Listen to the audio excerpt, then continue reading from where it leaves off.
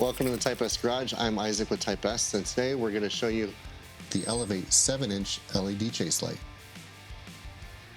Before you start your install, we always recommend that you diagram where you want to lay out your wires, where you want to attach any relays or fuses, and where to connect your wires to secure them in your engine bay. Also, before installing, you need to be mindful of how many amps that your lights will draw.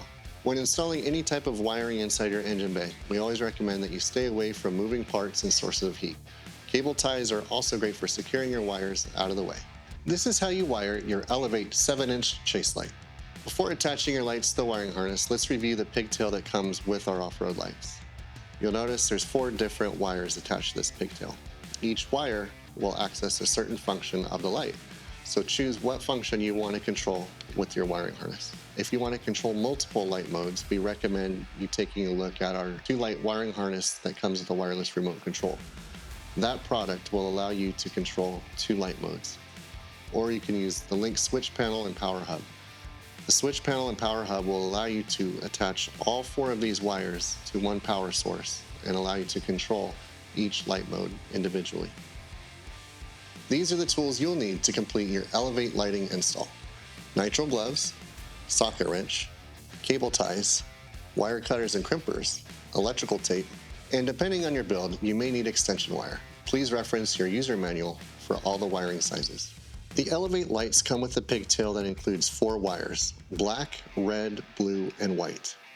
Black is neutral. Red is for off-road mode, which will give you your max brightness.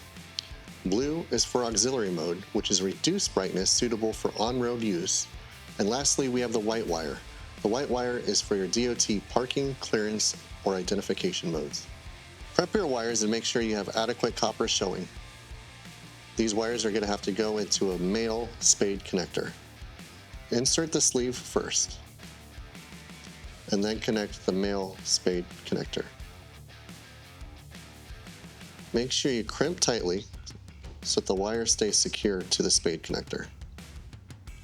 Crimp the male spade connectors to the light modes you want to control. Once you've attached the spade connectors to the desired light modes, you're ready to connect to our wiring harness. Connect the male spade connector to the female spade connector that's on your wiring harness. After you crimp on your spade connectors, you can cover the exposed wire with some electrical tape to protect your pigtail from any moisture or dust. Once connected, you're ready to test for power. Now that you have your light connected to the harness, it's time to test the rocker switch. When the light is on, you'll see an LED indicator on the rocker switch. You're good to go.